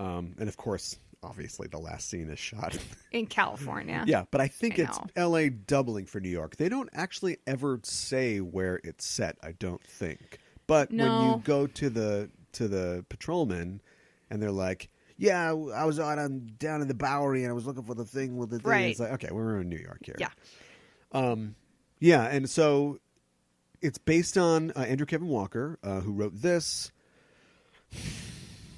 He wrote some other stuff that's okay. Yeah. And he was a very famous script doctor. He's the guy that you brought in to make your script cool in 90s. Sure. He's not credited on Fight Club, but he punched it up. Yeah, he wrote half of Fight Club. Okay.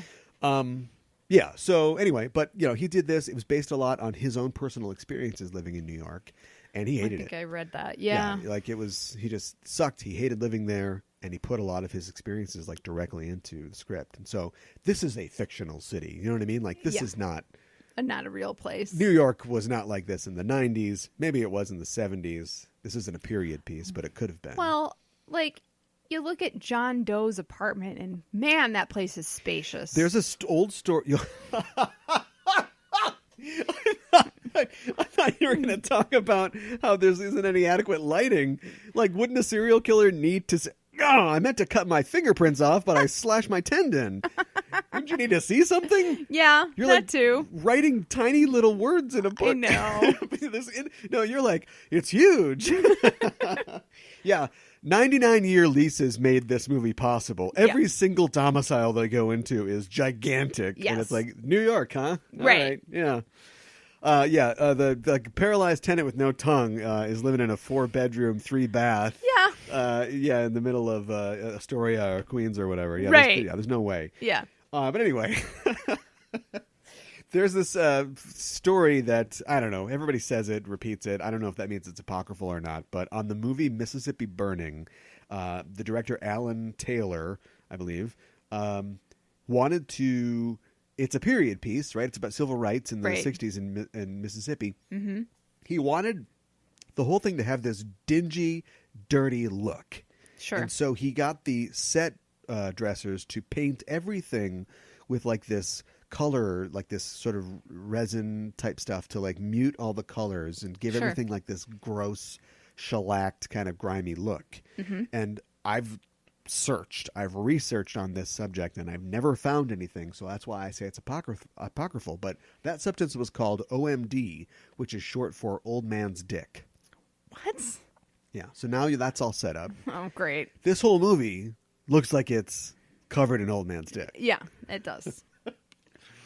And the reason that is true is because they did a process when they were doing the processing the film called a bleach bypass, which is I think I read you that. usually treat the film to remove the silver right. Involved in the developing process, and they skipped that. And I'm sure Fincher's done this. You can just do this. It's all digital now, right? But he did this on other films as well to give it that dingy grimy look. Yeah. So you give it to the editors or whatever, and they're like, "Are you sure this is? I can't see a thing. This is the darkest film I've ever seen."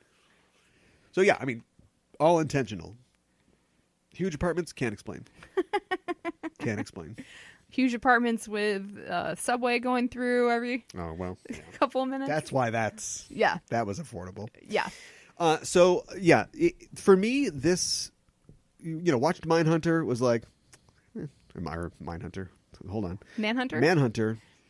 First of all, where are the Martians? Second of all, not as good as I remember. Mm-hmm. Watched 7 and went, this is better than I didn't deserve this movie when I was super excited about it as a college student in the 90s.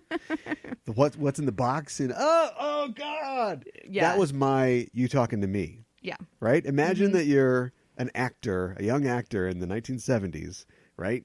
Taxi driver. De Niro's your hero. Right. You talking to me? You talking to me? Everybody's doing it in front of the mirror, It's like, go to an audition. You talking to me? Got to get that Travis Bickle swagger. Right. We were all standing in front of our mirrors going, oh, God. Oh, no. You tell me what's in the box. Oh. Yeah, real serious about this film. Yeah. And I liked it for the reason that a 20-something would like it, because it's like, it's cutting people's heads off, cutting their dicks off, But like I watch it now and I go, it's perfect. This thing is airtight. Mm-hmm. I mean, you cannot, I get it. The subject matter, outre for sure. Right. If you don't want to see a movie where people are chopping things off, or even a movie that's just like, it's just depressing. The ennui of it, and the depressing. Look at all the passion on that wall. Like your main character is gonna put a gun in his mouth. You know what I mean? Mm-hmm. He hates the city. He hates the people that he's protecting. Yeah. There's that one philosophical scene where they're finally kind of clicking, and he's talking about like, yeah, I get it. And he sounds like he's commiserating, but he's still insulting humanity. He's like, it's easier to beat a child than to raise it. Yeah. First of all, you don't believe that. And second of all, you're being insulting and belittling by assigning those values to like the strawberry ice cream flavored man. Do you know what I mean? Yeah.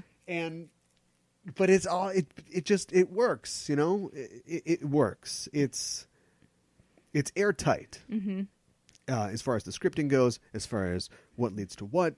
The acting is pretty good. The dialogue is just to the point of overwrought, but still getting it done. Mm-hmm. That whole thing about like when you've got Mills who, I don't think we ever get a chance to find out if he's dumb or he's just doesn't pay attention to detail. Naive, exactly. Yeah. You can't afford to be this naive. Mm-hmm. Keep trouting my impression out.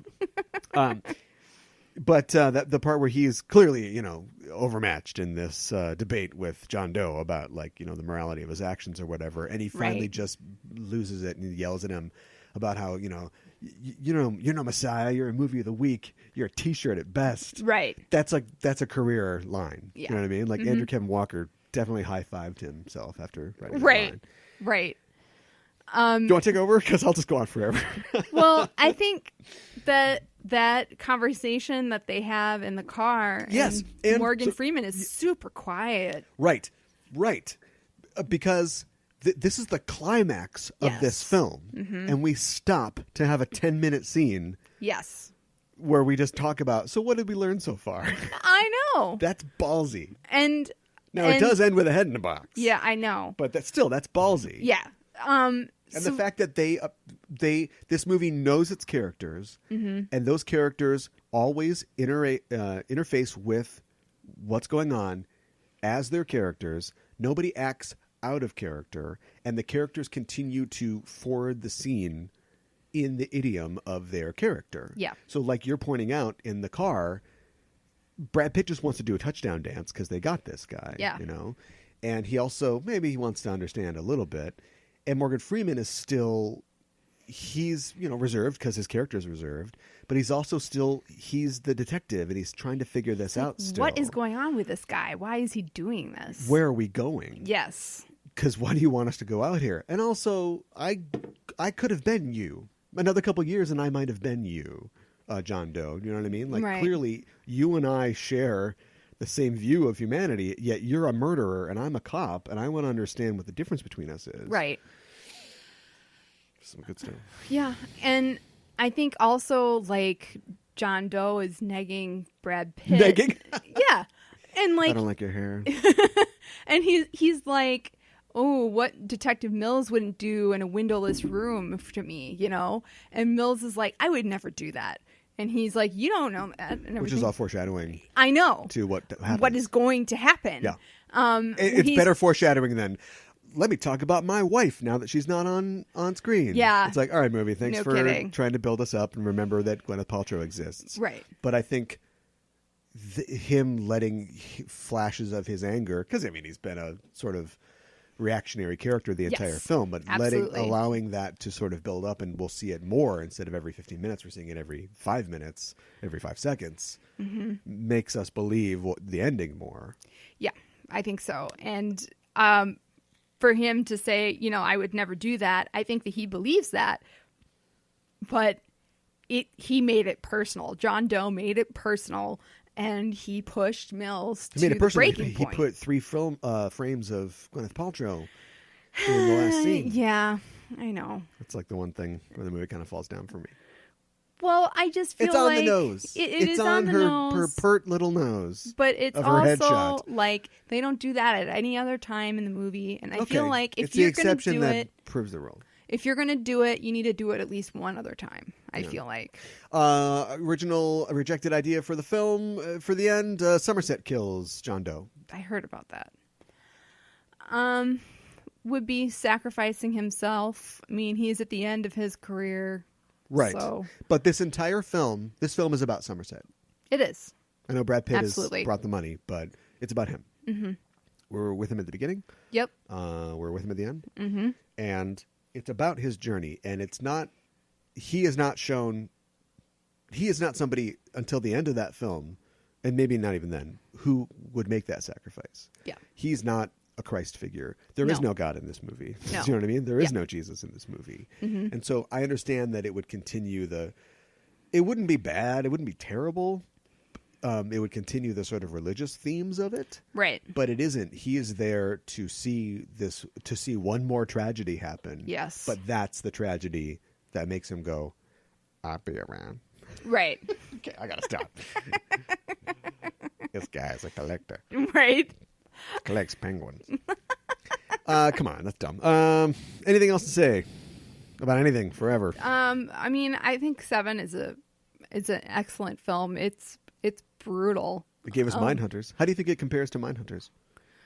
Or Mindhunter? I think a lot of old man's dick in Mindhunter. Yeah, I know. Wow, it's kind of hard to compare the two of them because I feel like Mindhunter's kind of subdued in a way.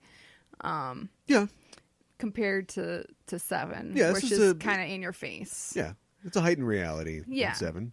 But I mean, like, clearly, and this is why I said this at the beginning of the segment, David Fincher is incredibly successful. You know, he's very successful. But he could make Gillian Flynn books into movies for the rest of his life. Right. And instead, here he is producing a TV show on the internet about serial killers.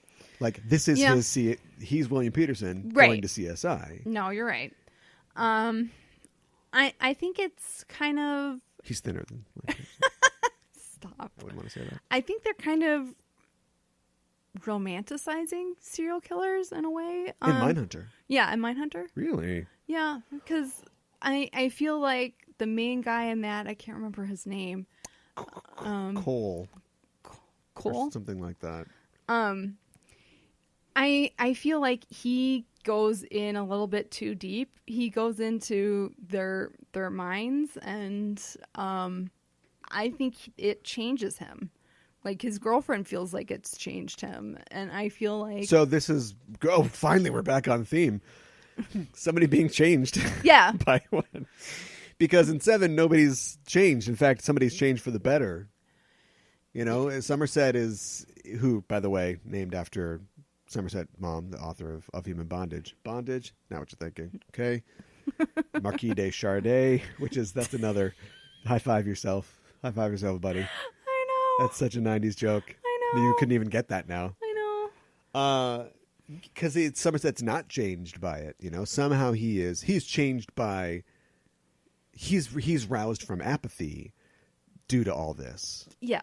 Maybe we're catching him after. He has been changed. This is like an after the fall situation. Mm-hmm. You know, he wants to leave. He throws a switchblade into a dartboard. Yep. He has to sleep with the metronome. Yep. And he goes back the other way. He becomes energized to try and make a difference by the end of it. So yeah, he makes a choice to stay on until the case is solved. Mindhunter, it's not complete. So I guess we'll have to see where it goes. Yeah. I think that it is more of a historical drama. Yes, I agree with that. More of an acting showcase. Yeah. Let's bring a bunch of like character actors in to play serial killers who yeah. have all been great at this point. Yeah. I can't remember that guy's Cameron something, or was that the guy who plays the Ed Kemper? Ed Kemper. Okay. I think his first name is Cameron. Is fantastic. Yeah, he's is. great, He's and he's a super guy that creepy. you have seen him in other stuff before, but you Sure. remember him from this. Yeah. So we'll have to see where it goes. It's Holden is the character's name. Oh, that's right. Yeah. Yeah. Cole is. We're gonna get to that. Yeah. So I don't know what else to say about it. It's fine. It's more than fine. It's good. It's like watching, because we're not going to talk about Zodiac, but this is as close as we're going to get to talking about Zodiac. I think it's intriguing. I think, it's interesting to see these two cops who sometimes like each other, sometimes don't. They don't get along? I know. Let me write this down. See them kind of develop a language for what we come to know as being serial killers, and also like categorizing that and cataloging it, and how do we catch new killers and that sort of thing. How do we put those cases together by looking and profiling these other guys who we've already caught? How far away from strangling a cat is Holden? Oh boy. I think he's far from it, but at the same time, I think he has definitely lost a lot of his naivete, and I think he's an odd duck to begin with, though. He is a little odd. And maybe maybe this is part of the thing. Maybe he's trying to figure out. I'm not saying he's going to be a serial killer. I don't think he'd do that. But, no. But maybe you have to start. Sure, we get. You have somebody who's abused all their life, they become abusive or become a murderer or something, and you have somebody who's abused all their life and they become Grandma Moses or something like that. They become like a really great person. Maybe you have to have something kind of wrong to begin with, and so he's looking for this. He's looking for these signs in people, but there's something wrong with him. He like makes a lot of questionable decisions on his job, in his relationships. He's kind of unreachable. He has this, and I like the fact that he's young. He has the arrogance of youth in that he's just going to walk into these rooms and he's going to talk to these guys and he's going to learn all the things, and he doesn't. It isn't just like he was so arrogant that the madness infected him. It also it's his life. When he breaks down at the beginning of at the end of season 1, it's partially because Ed Kemper scared the piss out of him. Yeah, but it's also because his career is falling apart, because his girlfriend has left him, and he's compartmentalized all this stuff, and he's not dealing with it in a psychologically healthy way. He's kind of experiencing, in a small way, in a microcosm of like what these murderers have gone through in their lives to become who they are. So right. That's all I'd say about that. I think it's. I think he gets in a little bit over his head when he goes to talk to Kemper by himself. And I think there's a sense with him that like, oh, we almost had him, or, oh, and like when he gets in trouble for like, they saw this one guy and he like egged him on. Yeah. And it was just kind of like, unprofessional. Right. Was a mistake. Hiding it was the administrative mistake. Exactly. So that was kind of shady dealings and incorrect behavior that, I'm not sure who he thought he was going to get away with it with, but he's arrogant. Yeah, he is. You're right. But then again, the guy who sawed his mother's head off, like, he didn't think about how he was going to get away with it either. No, you're right. So, until he did. Right. True Detective? Yeah. Let's talk about True Detective. Hard slam cut into True Detective. Yeah. I think it's telling that True Detective is set in the 90s.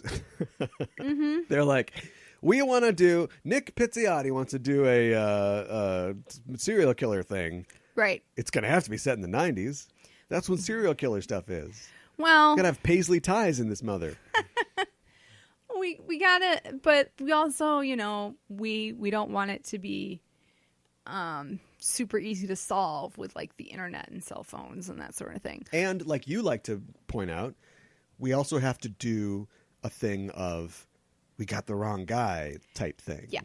So we have to Exactly. we have to go back to it. Yes. So in a way, they take the element of Manhunter or Red Dragon in that there is something that we have already done, but we have to keep going over it in order to get the new answer, and it's baked into the narrative in this. Yes. And for me, having two of our finest actors, Woody Harrelson, stealth, really good actor. I think so too. He does a lot of just kind of yelling and then going, I mean, you can't see it Person on the his podcast, lips. but yeah. like doing that kind of weird face. But yeah, secretly a really good actor. Having two guys that can play early 30s and then play late 40s with makeup, Yep. other way around, Right. then let's do this, flashback, flash forward type thing, revisiting. And to me, like, there's a lot of good things in True Detective. There's some bad things in True Detective. But the real takeaway, I think, is telling the story like that. I think that's the biggest success of it. Yeah. Because nobody's ever done anything really like that before. Well, they have, but it's a great example of doing something like that. Yeah. And then using the framing device of them being interviewed for this case. Yes. Then at one point, as we move into like the sort of last chapter, now we're caught up and we sort of leave that behind.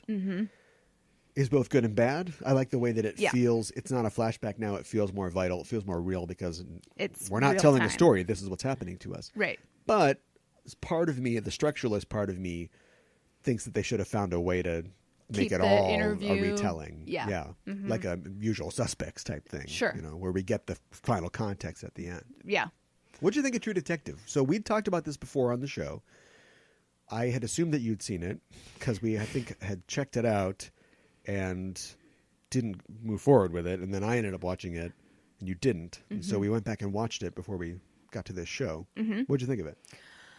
I really liked it. I mean, I think it has... Wait till season 2. Oh, gosh. That's going to blow you away. I know. I think it had a lot of similar tropes to what we've talked about so far. The detective that goes in too deep and tries to get into the killer's head, the killer's mindset. Like Seven does this too. There's something that is just too horrific for even audiences to see, that they have the camera looks away while the characters are still observing. Yeah, but what is this, a Blumhouse movie? Like, Yeah, I I like know. when movies do that. I know. What you would imagine is way worse than whatever they could come up with. That's true. Rick Baker. So I don't know. And I thought McConaughey and Harrelson did a really great job. Michelle Monaghan as well did a good job. With what she was given. She was a good... With what she was given. Well, This is not a story, apparently, that has room for women.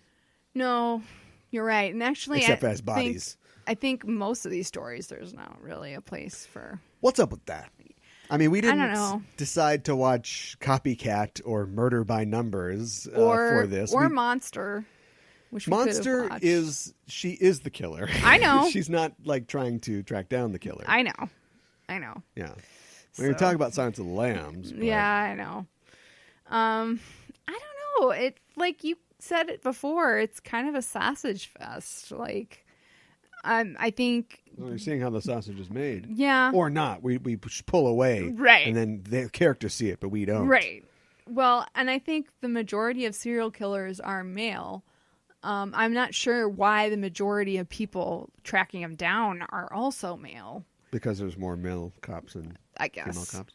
I guess. But if movies are about... There is no Fredonia. Crap. I'm a bad Eon Flux fan. There is no Eon Flux world, and yet Eon Flux jumping off a blimp or something and shooting people. Like, that is extraordinary. Therefore, here's a movie where a man stops bullets in midair and is talking about spoons. Like, that's not real. Right. So why not have a lady that's tracking down serial killers? Yeah, I don't know why. It just seems like they're it's not doing that. Get your beers out. It's bro time. Yeah. That's one thing I don't really like about the serial killer genre is that it's just going to be dude time. Broskies. Yeah. Yeah. Because you like them. I do like them. You're safe. You're safe with me. Do you like them because of institutionalized sexism? You can tell me the truth. No, I don't like them because of that. Have you seen the Japanese Sherlock show? I have not. It is a female Sherlock and a female Watson. She's like Really? Sherlock and Watsu or something like that. Ooh, And they're solving crimes. that sounds intriguing. It's just an adaptation of the BBC show. Well, I'd watch that. Boy, I've created a monster. Let's get back to True Detective. Yes. I thought it was too long. I don't think they made 8. I mean, they 8 did. episodes. But Yeah. I don't think they had enough for 8. You think they should have made it like a tight 6 or something like that? There are parts in it. It's always entertaining. Mm-hmm. You're always seeing, you're always seeing good performances. You're always seeing pretty good writing. Mm-hmm. But there are parts where it just gets lost up. It's Tuttle's doing this, and we're doing that, and Right. we got to do this, and let me make a beer can sculpture. And it's like, we get it. Russ Cole is both effed up and overplaying. He's playing that he's effed up in Right. order to throw the detectives off the scent, which is part of that great context that you get once you see later on, he's been working on this the entire time. Yeah, and the cops are wary of him. They think that he might be doing He is a the drunk, murders. but he is playing a drunk. Yeah, exactly. But there's a lot of time spent on that. There's Mm-hmm. a lot of driving in the car. There's the subplots with, we get it, like Woody's philandering. Yeah. You can do that without introducing characters that are unimportant. Like the no T-Mobile offense girl? to T-Mobile girl or to court reporter girl, but neither of them are necessary in any way. And I don't want to take women out of this show, Right. but you could just know that Woody's seeing somebody. We see it from Maggie's point of view.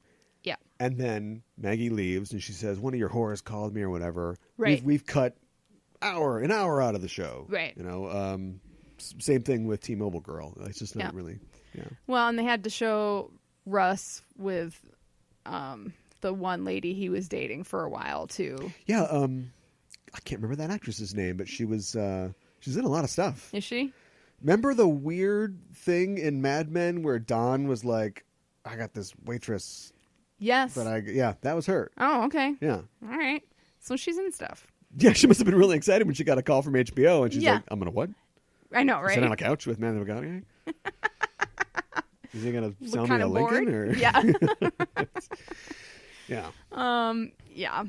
Yeah. We get it. Rust he's kind of, socially inept. And he is not, Aluminum, ash. he's not a great person necessarily. Right. But he's the guy that we need. Right. He's obsessed with this case. He can figure it out. He can because figure of it his out. damage. I know.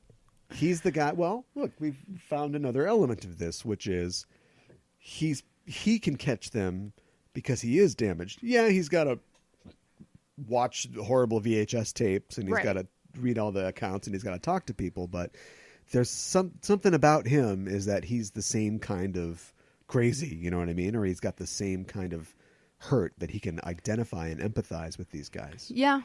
And I think that's what makes him a really great detective. And Well, you just say that so matter of fact, but that's kind of what this whole thing sort of turns on. Yeah. It's, Will Graham became that way in Manhunter. Mm-hmm. In Hannibal, he was just always weird and messed up. Right. Although they go all the way with it and they say that he is, got some kind of spectrum disorder type thing and that it's more of just a sort of state of mind for him. Mm-hmm. This is my design, also him. Right. Yeah, weird. Well, they have that in this too. So Cole, when they remember to do this, he's got like this synesthesiac thing that happens, where he sees sounds and things like that. Mm-hmm. And it's just they drop it in. Yeah. I kind think of just so they can have him see a weird hallucination in the very last episode. Yeah. Do you know what I mean? Yeah. What do you think about that? What do you think was going on there? I The first don't know. time I That was watched it, I weird. thought, like, wait a minute. Did this guy, is he a magician or something? Right. The Cary Grant guy? Right. I know. Or is that a hallucination? Or Yeah. What is that? I don't know. It's really weird. Because they say at one time at the dinner with the first girl, who isn't anybody that I know, Right. that he has synesthesia, which I always assumed was like acid flashbacks. Okay. Do you know what I mean? Like he took a lot of drugs when he was like. Anybody who hasn't seen this show, sorry, we're just ruining the entire thing. Yeah. But it's also like, what are they talking about? Yeah. Back when he was rolling with the biker gang, Right. he, was basically undercover. So he was doing a lot of drugs and he's just living that lifestyle. And so sometimes he'll be driving his red pickup and he'll see like Star Trek lines, following the car, and he has to just kind of grip the steering wheel real tight and just hope that he gets home okay. Right. And I always got the idea that was like, acid flashbacks or something like that. But there are people who just naturally have synesthesia, and there's also people who get hit in the head and have things. Yeah. There's also people who just have delusions. Yeah. And it seems like the show, I don't know, that seems like the kind of thing the show would really want to dig into, like knowing the way this show digs into stuff. But it's like they forget sometimes that was a thing. Yeah. One time he looks up and he sees the birds. And they're flying, and then they turn into the symbol? Yeah. I saw that, too. Yeah, and then he's like, the detectives are like, so, I mean, do you see, like, hallucinations all the time? And he's like, I get a good idea of, like, what's real, what's not. I just keep moving. Like, all right. We're not going to mention it. I'm a cop that sees stuff. Yeah, I know. Where's my gun? Yeah. Wrapping it up, True Detective. How true is it? True? It's all the way true. I don't know. I think it's totally true. It's not totally true. Oh, okay. There seems to be a thing though, with serial killer movies and TV shows of not bringing the guy in. Like we're gonna kill him here. Yeah. Or there's gonna be Thank God fight. Will Graham brought Hannibal Lecter in, right? Yeah, I know, right? Except for the guy that gets his face ripped off. Yeah.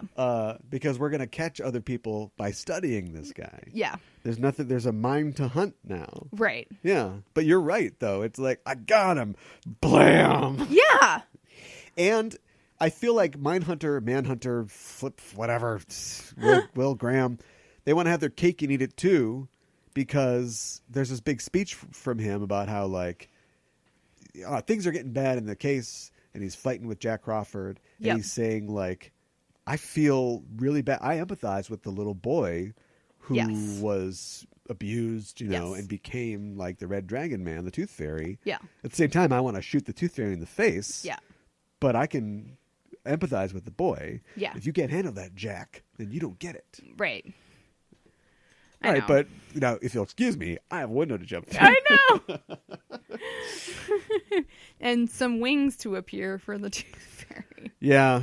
They apparently time constraints, and I don't know what that means. Sounds like budget to me, but meant that they were doing that with a skeleton crew. I guess they shot that either last or I don't know, maybe the crew was on vacation or doing something else. And so they had to do all kinds of like cheats to get that right. And that's a weird scene in general because man uses different film speeds. It's not really like sometimes it's 24 frames a second, sometimes it's like 96 frames a second. So it's like different speeds, things are happening. I feel like there's like missing frames. There's parts where like he'll shoot a guy and the guy sort of like appears somewhere else, and I don't know if those are stylistic choices or those are like maybe the effects didn't look that good.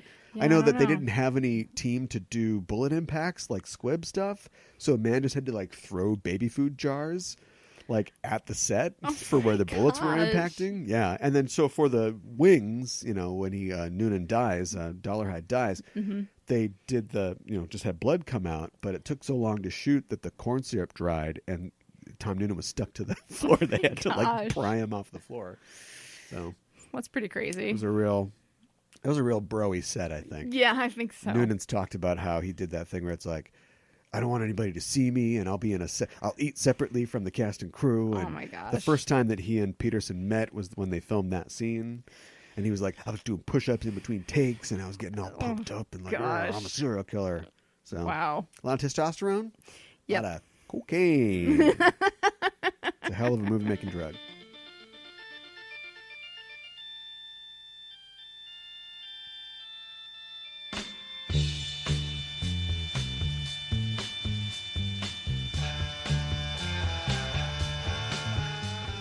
What did we learn on the show tonight, Mika?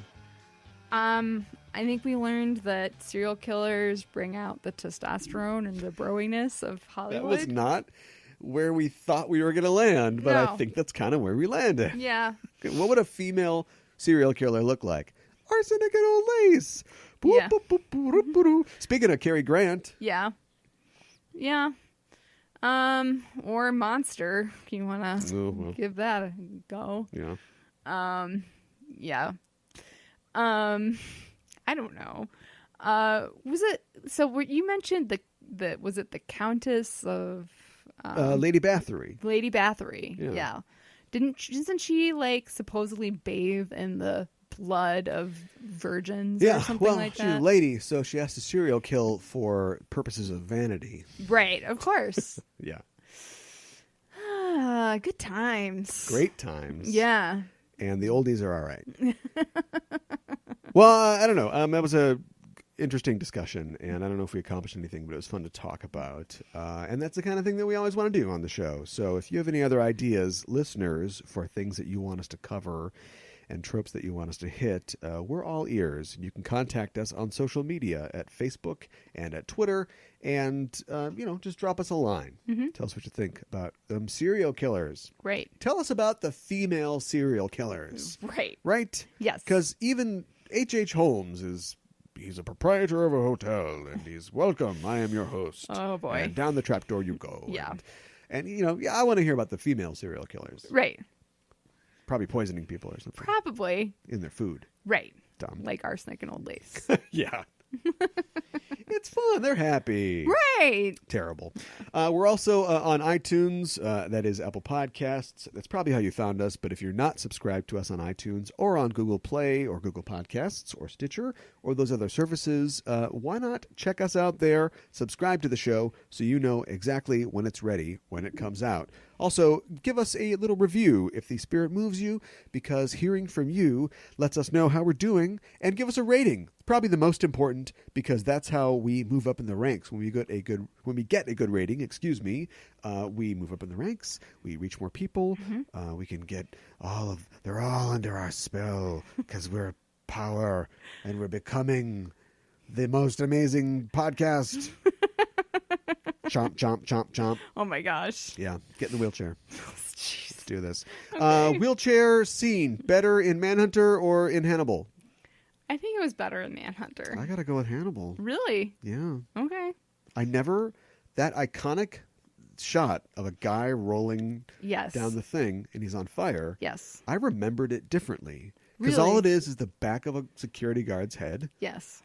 Interesting choice. Mm-hmm. I guess you're obeying the 180 rule, but we're just seeing a guy read a book. Yep. And he does a double take, and then he's like, Right. And then it's like 2 seconds of a guy rolling toward the camera. It's a shock. Mm-hmm. But you flip over to Hannibal, and it's like this beautiful, overcranked sort of guy. Yeah. And then he flips into a fountain. Yeah, that's true. It's just so operatic. Yeah. It's extra. Yeah, it That is. serial killers and the serial killer genre is extra. Yeah. It's super extra. Yeah. So for that reason, give us 5 guys rolling down an incline, Oh. on fire, in a wheelchair. You gotta have a van Yeah. if you're a serial killer. don't you? Apparently. Yeah, do the Ted Bundy thing. Because you gotta get a guy, and it's gotta be a handicapped accessible van. Accessible. Nobody Thinking ahead. Nobody is like, oh, he's just helping his handicapped uncle. Right. Who's tied to the chair and has Right. a gag on to say, please help me. Right. I need to be an avatar in 30 years. Stephen Lang. So anyway, skip all that and give us 5 stars. Next week, we'll be talking about something else, as we usually do. And as per usual, we make no promises, but we'll try to let you know what that is before we come back. But we will be back. And until then, we're signing off. I'm your host, Caliban. I'm your co-host, Mikan Hana. Keep the geek fires burning.